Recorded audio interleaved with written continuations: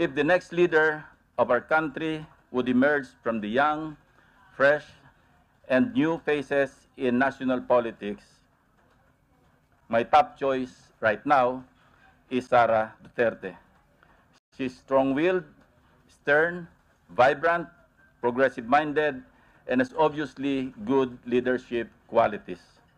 There's no saying that there are no other emerging young leaders.